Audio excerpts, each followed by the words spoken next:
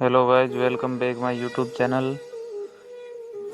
Indonesia में एक सोने का द्वीप मिला है। यहाँ से लोगों को सोने के जेवर, अंगूठियाँ, बौद्ध मूर्तियाँ और चीन के कीमती सिरेमिक बर्तन मिले हैं। कई सालों से गायब ये सोने का द्वीप इंडोनेशिया के पालमबैंग प्रांत के मूसी नदी में मिला है। ये नदी की तलहटी से सोने के आभूषण और कीमती वस्तुएं मिल रही है।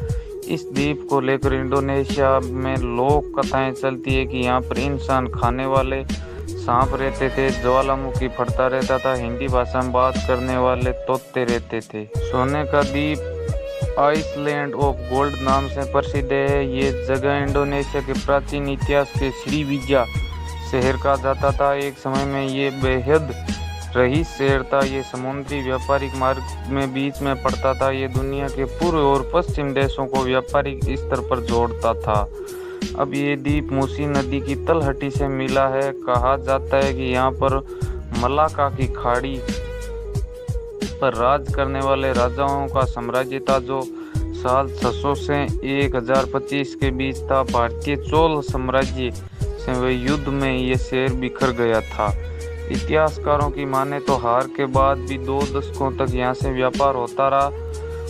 1390 में श्रीविजयन राज के राजकुमार परमेश्वरा ने वापस अपने इलाके पर कब्जा जमाने का प्रयास किया था, लेकिन इसे पड़ोसी जावा राजा ने हरा दिया था। इसके बाद श्रीविजय चीनी समुद्री डकैतों के लिए स्वर्ग बन गया था।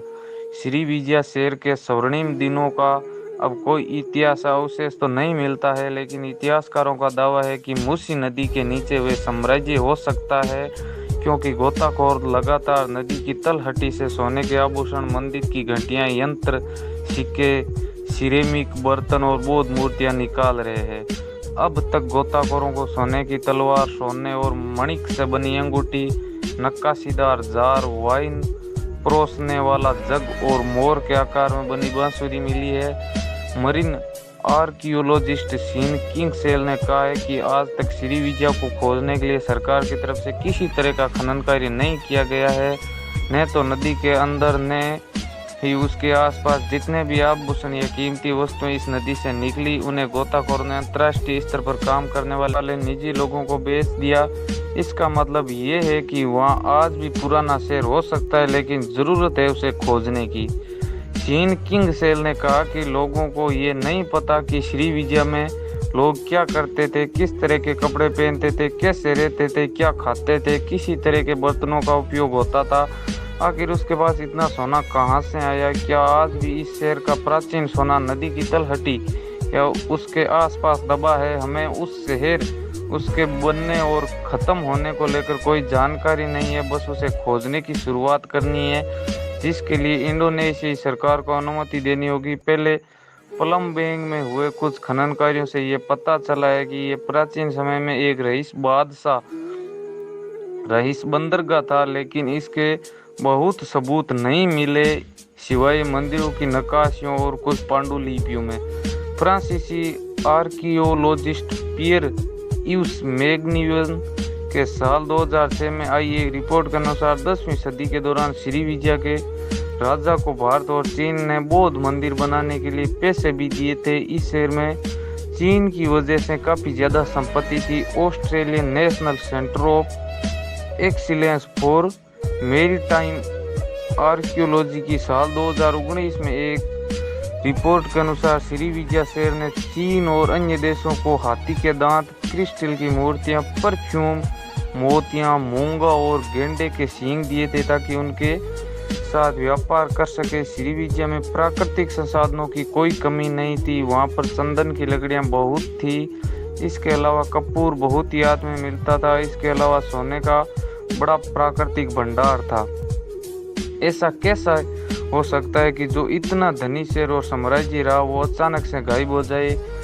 वह भी इस तरह से कि उनके होने का कोई सबूत भी नहीं बचे। इतिहासकारों का मानना है कि श्रीविजय शहर के घर नदी के ऊपर लकड़ियों के खंभों पर बनाए जाते थे। घर भी लकड़ी के होते थे।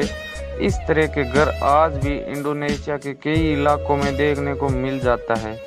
जब इन शहरों को देखा तो लगता कि पूरा शहर नदी के ऊपर तैर रहा है। ऐसा हो सकता है कि इस शहर की इमारतें धीरे धीरे करके सड़ गई हो, पीछे सबूत के नाम पर कुछ खंभे या प्लेटफॉर्म ही बचे हो। इससे पहले श्रीविजया शेर साल 2011 में मूसी नदी से बाहर निकला था, तब नदी में पानी कम हुआ था। मूसी नदी से निर्माण कंपनियां रेत निकालती है, रेत के साथ कीमती वस्तुएं भी बाहर आ जाती है, जिसे देखकर लालच में कंपनियों के कर्मचारी और गोताखोरों रात में चांद की रोशनी में मूसी नदी में गोता लगाकर कीमती वस्तुएं खोजते हैं। नेशनल यूनिवर्सिटी ऑफ सिंगापुर में साउथ ईस्ट एशियन स्टडीज के प्रोफेसर जॉन मिक्सिक कहते हैं कि कई बार इन गोताखोरों की वजह से कई कीमती लेकिन नाजुक वस्तुएं नदी की तलहटी में ही टूट जाती है, जैसे पोर्सिलीन से बनी कलाकृतियां। यहाँ से तांबे के बुद्ध, कांच की मोतियां, पुराने मोहर, वजन नापने के बटखरे आदि भी मिले हैं। जॉन कहते हैं कि इन नदी के नीचे एक प्राचीन सभ्यता के अवशेष है जिन्हें लगातार चोरी किया जा रहा है। यहाँ से मिले चीन के सिरेमिक बर्तनों की कार्बन डेटिंग से पता चला है कि साल 800 से 1800 के बीच रही होंगी। किंग्सले ने कहा कि इंडोनेशिया की अंतर्राष्ट्रीय स्तर पर तब बहुत ज़्यादा बेइज्जती हुई थी जब उसने साल 2000 में मुनी नदी के नीचे से मिले 9वीं और 10वीं सदी के 2 जहाज़ों के अवशेषों को बेच दिया था। 9वीं सदी के जहाज वेलिंगटन के अवशेष को तो Asian civilisation museum of Singapore ने खरीदा था। 10वीं सदी के जहाज सिरेबोन के अवशेष को इंडोनेशिया की सरकार ने नीलामी के लिए रखा था। अंतर्राष्ट्रीय दबाव बनने पर इंडोनेशिया की सरकार ने नीलामी रोक दी थी।